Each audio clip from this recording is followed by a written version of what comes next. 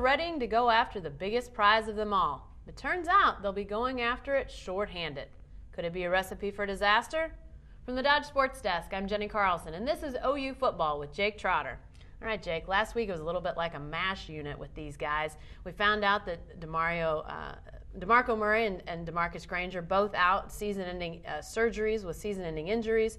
Let's talk about DeMarco first. How big of a loss could Murray's departure be for the Sooners? Well, it's a big loss. He's your starting running back, rushed for 1,000 yards, received another 400. The number one all-purpose guy all-time at Oklahoma. So obviously he's a big-time player. Is it a guy they can overcome? I think so, because Chris Brown has been such an effective runner this year. Actually finished ahead of Murray with more rushing yards. Was first in the Big 12 with rushing touchdowns. He's very capable. Now, where the loss of Murray will really hurt OU, I think, maybe in the pass game, because he was such an effective receiver out of the backfield, out of the slot. Well, what about Granger? You lose a defensive lineman who wasn't necessarily starting, but you got that defensive line rotation. And considering Florida's offense, could this be a bigger loss for OU, losing a defensive lineman like Granger? No, I think the Murray loss is a lot bigger than Granger. Granger was hobbled all season with the sprained foot. He had back issues too since August. But they have McCoy and Adrian Taylor playing really well as a tandem, and then Corey Bennett can back them up. For one game, they'll be okay with a three-man defensive tackle rotation. Now, Granger's a run stuffer, and I think he would have caused problems for Florida maybe. But as far as them having other guys that they can work in there, I think they'll be okay. Is this a big concern for OU fans? Should OU fans and maybe coaches, players themselves be concerned about this? Last time OU went to a BCS Bowl, had some injuries, and that didn't turn out so well. How much of a concern is all of this? Well, you don't want to lose anybody else. I mean, Florida's going to have some guys out. Cornelius Ingram, the tight end that didn't play all year, is going to miss the game, and they have some guys banged up too, which is part of football. You don't want to get anybody else hurt, though, and eligibilities will be announced probably this week. You don't want anybody to fall short like Lenny Holmes did last year. That was a really key loss against West Virginia, as it showed. But if they can just keep everybody else healthy and have everybody else play, they should be okay. But once it gets to 2, 3, 4, 5, then you get into some serious problems. And that's, I think, a big part of why Oklahoma had a hard time last year. Let's change gears a little bit to special teams. This has been an area in covering kickoffs that has been a huge issue for Oklahoma all year. Against Florida, does that become even more of a concern with what they bring in the return game?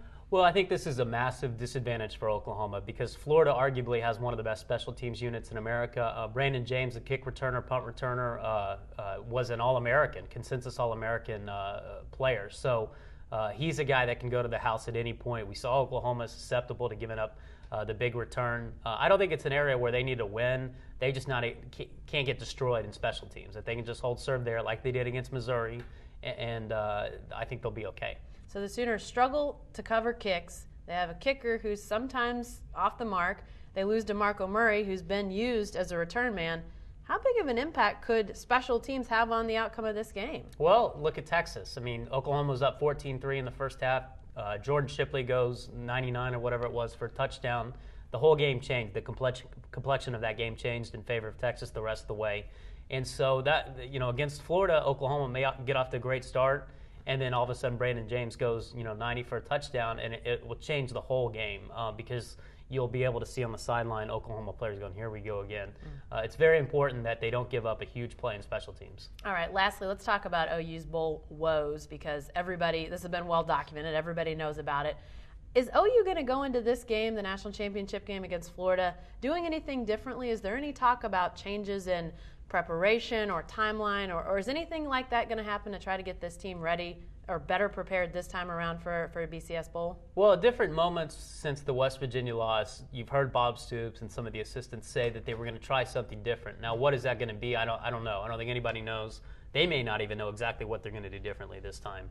But I do think that they got to change something, because they've had such a hard time with the 4 BCS Bowl losses. Although I will say this, I think the biggest thing last year was, like I said before, when you lose, a key guy and then another key guy, and then you lose 2 more guys, 2 days before the Fiesta Bowl, in Granger and Malcolm Kelly, I think that's something mentally is difficult to overcome. And I think that's what happened against West Virginia is they just couldn't overcome the losses, and the momentum that they had going into that game wasn't very good.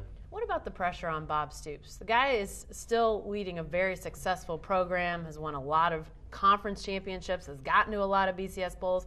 But this whole thing about the BCS woes, is there some pressure on him? What's the fallout on Stoops? Well, I think there was some pressure on him going into the Texas Tech game about being a big game coach. I think there were 4-8 big games since the Kansas State loss in 2003. But I think he really alleviated some of that by beating Tech, by beating Oklahoma State, and by beating Missouri in the Big 12 title. Those were 3 big wins right in a row to close the season. And so I think he regained a lot of that luster. Now, so I don't know if there's so much pressure on him to win the title for his big game Bob status, because let's face it, there's been no coaches that have won multiple BCS titles, and the winner of this game is going to be the first.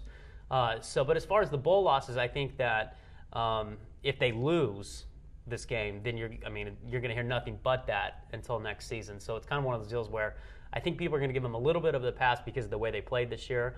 But if they go in there and get rolled again, I think it's going to be, the storyline going into 2009. Yeah. Well, lots of talk left to happen before this game. On January 8th, Jake will continue to provide in-depth coverage of the Sooners as they prepare for the national championship game. And when they go to Miami, Jake will be there too. To follow all the news and analysis, stay with the best coverage team anywhere at newsok.com and every day in the Oklahoman.